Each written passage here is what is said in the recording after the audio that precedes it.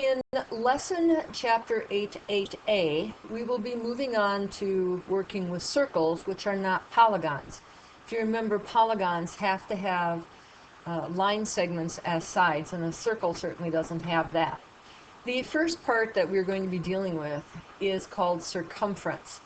The circumference is like perimeter. It's the distance around the circle. In fact, some people would say that it is the perimeter of a circle. Now, since it is a length, it means that we are dealing with an exponent of 1 on our label, because we're just talking about length. Now, it gets a little confusing because area is talking about square units, but a circumference or a perimeter talks about just a single unit. There are two formulas that we're going to have to be working with when we deal with circles and circumference. If you are given the radius, or when you are given the radius, we usually use the formula c equals 2 pi r, because a radius is 1/2 the length of the diameter. Now, if you don't remember the radius is from the center out to the circle. That's a radius. If we are given the diameter, then we take circumference equals pi d. You might recall that a diameter goes all the way through a circle. So a diameter is all the way across a circle, and a radius is halfway from the center of the circle to the circle itself.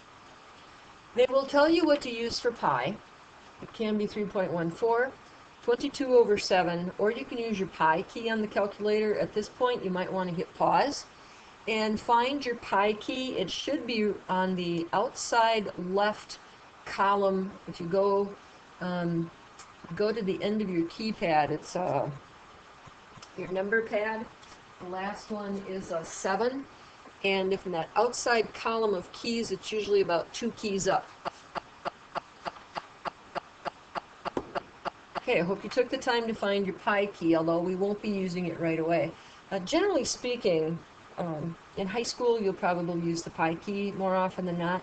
Our book, we're going to tell you whether to use 3.14 or 3.1416, or whether to use 22/7 or to use the pi key.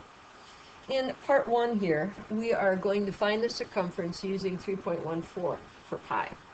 And note that we'll always, in this case, we will be rounding our answers to the nearest 1/10 of an inch, or 1/10 of a yard, or whatever unit we have. If we look at example 1, the thing that you have to be careful for whenever you're working with circles is, do they give you the radius or do they give you the diameter? In example 1, we have to look at this. All right, they're giving me a radius. That means I'm going to use circumference equals 2 pi r. Now I'm going to substitute 2. They've told me to use 3.14 for pi, and that my radius is 14.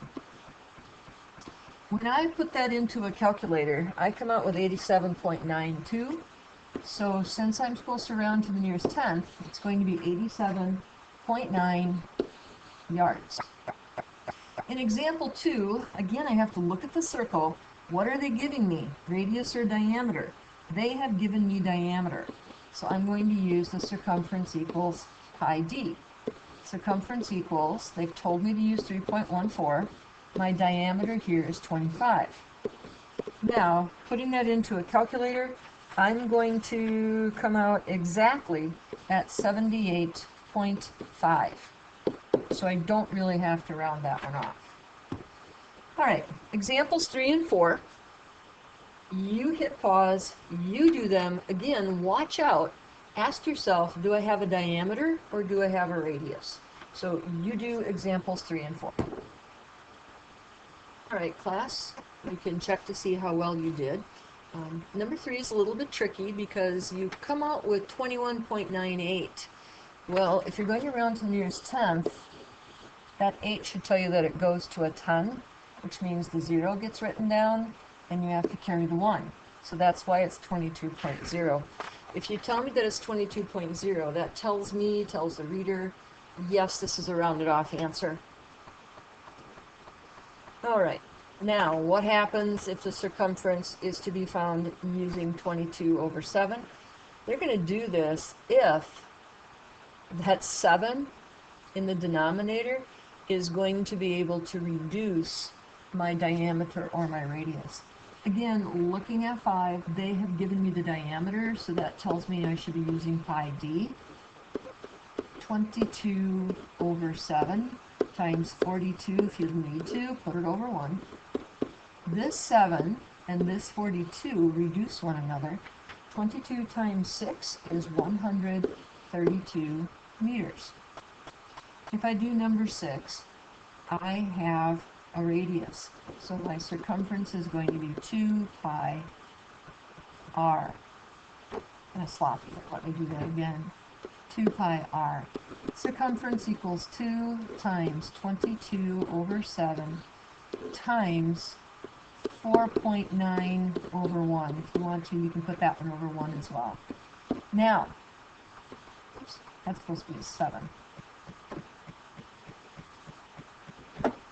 Try it again. There we go. Now, the 7 and the 4.9 actually do reduce. This becomes a 0.7.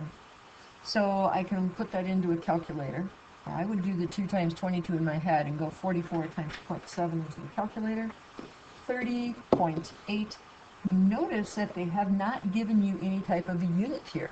They haven't told you feet, inches, miles, meters, centimeters, millimeters. But you do know that it has to be in some unit.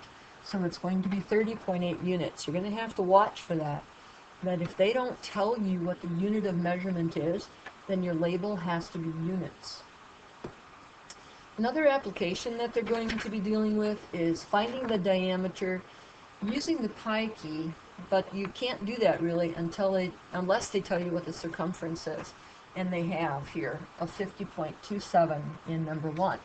Now remember, they want you to use a diameter, so that means they are telling you to use pi d for this particular problem. I know my circumference, so I have to substitute that for c. 50.27 pi, because I'm going to use the pi key, and then d. Now, I need d. Therefore, I'm going to divide both sides by pi. I need to undo the coefficient of d since I want to find d. Be careful. It doesn't mean you always divide by the number on the left. Sometimes you are going to have equations where the coefficient and the variable are on the right side of the equal sign. Okay? Pi cancels with pi, so I will have d. Now, here's where you are going to put in, and I've got it on your worksheet, 50.27 divide by pi equals, and you get this long answer, 16.00143798. I need it rounded to the nearest hundredth, so I'm going to take 16.00, and my label here is going to be inches. At this time, please press pause, and you do number 2. And now you can see how you should have done the problem, and hopefully you got 8.75.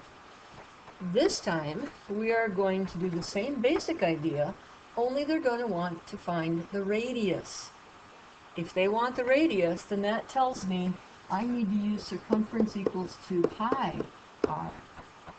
So I know my circumference, c, so I've substituted 2 pi r. I don't want the 2 and I don't want the pi, I only want the r. So I am going to divide both sides by 2 pi. It's very much like transposing formulas, which we did earlier this year. Well, the 2 over 2 is 1, the pi over pi is 1. That leaves me with r. Now here, I'm going to take 243, divide by 2, and then divide by pi, and then equals, and I will get an answer that I can then round off at 38.67, and my label here is feet. And again, this time you hit pause and try to do number 2. Alright, and I've shown you how to work example 2 of this type of problem. You should have gotten 75.90 millimeters. Again, You're rounding to the nearest hundredth, so your answer really should have hundredths in it. And that concludes Lesson 8-8A. Please respond with star fruit.